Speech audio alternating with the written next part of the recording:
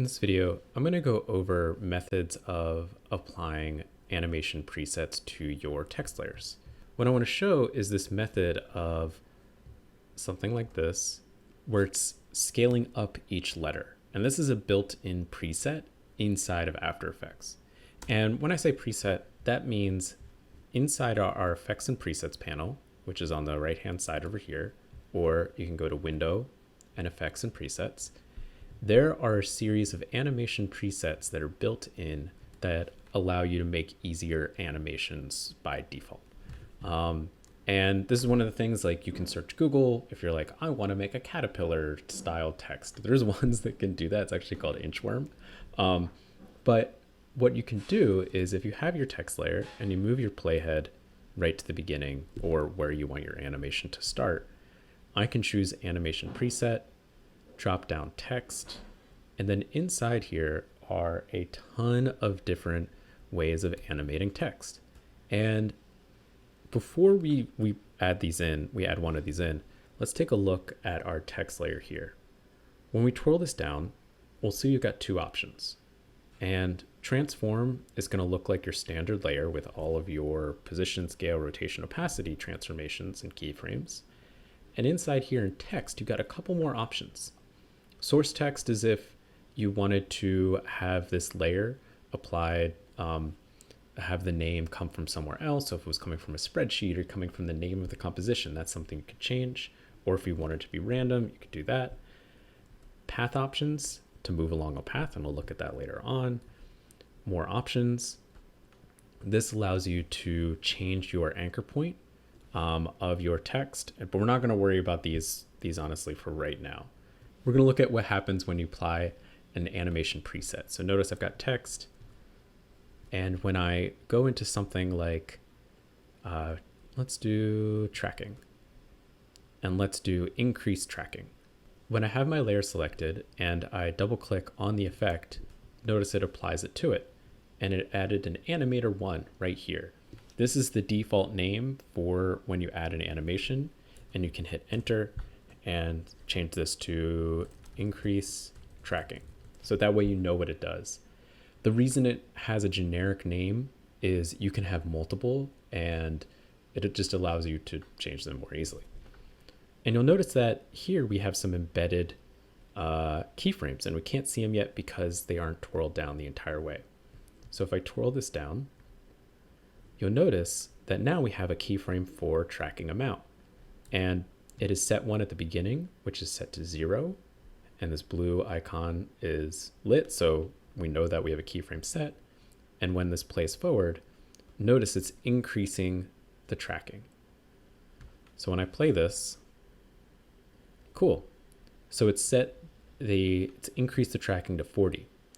If I want this to slow down, I can drag this keyframe so it goes a little bit slower. Or if I want it to go faster, I can move my keyframe closer together to the first one, and now it'll increase out.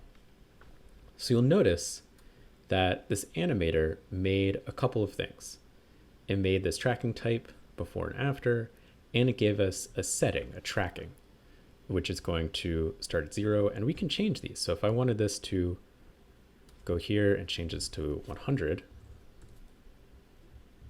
now it's going to get pretty large.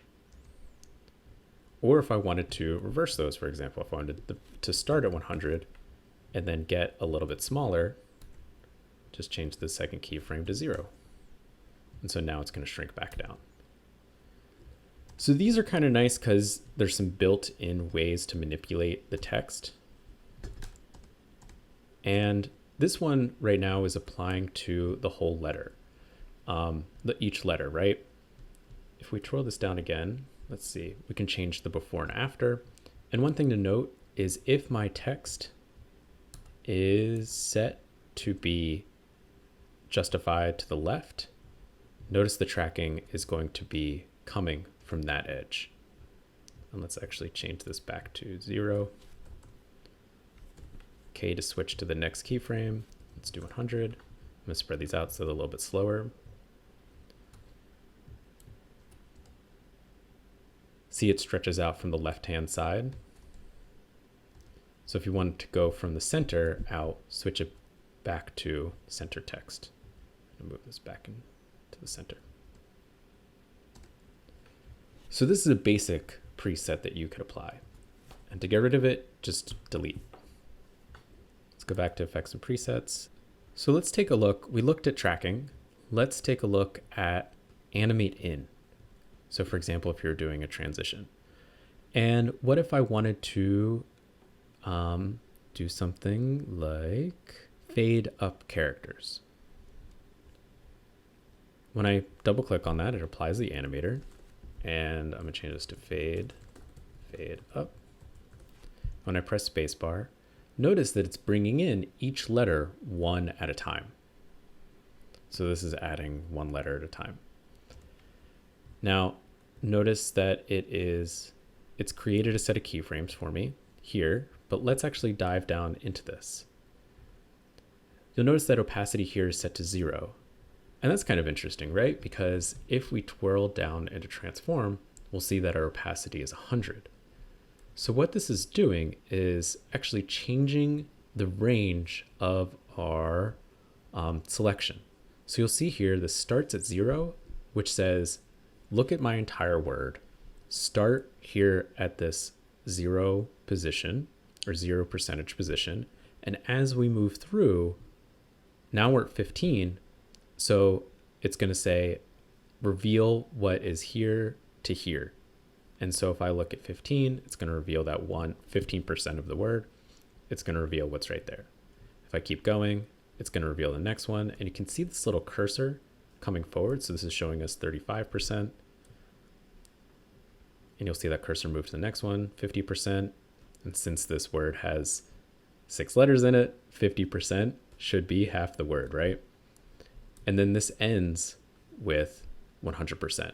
So this cursor is saying, hey, look at my entire word, or this start area here in the range selector is saying, look at our entire word or our piece of text and move through it and reveal what's there.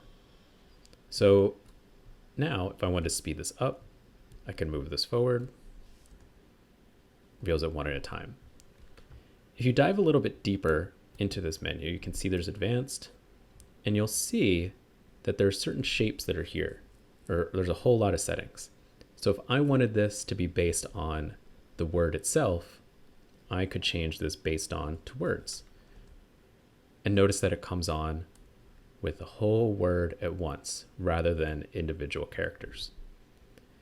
If you had multiple lines here, you could change this so it's line by line. Down here, you've got a shape for how you want this to appear. So notice this is saying 1, 1, 1, 1, 1.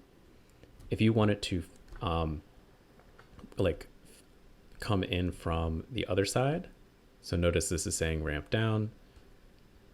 This is reversing it. Let's do ramp up. So this is fading it in this way. So it's almost like saying, okay, this is at 100%, and then to the end is almost like a curve coming down. And we can ease it in to 100%. Now you get something a little bit more decorative, right? So you kind of have to play around with these, and we'll look at these a little bit closer when we make our own in the text animator.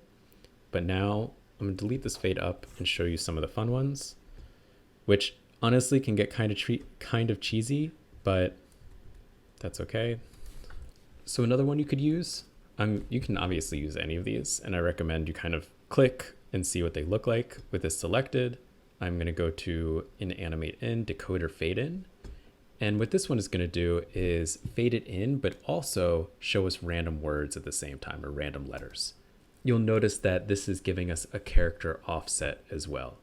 And so if this was set to 0, notice that it comes in with each letter correct.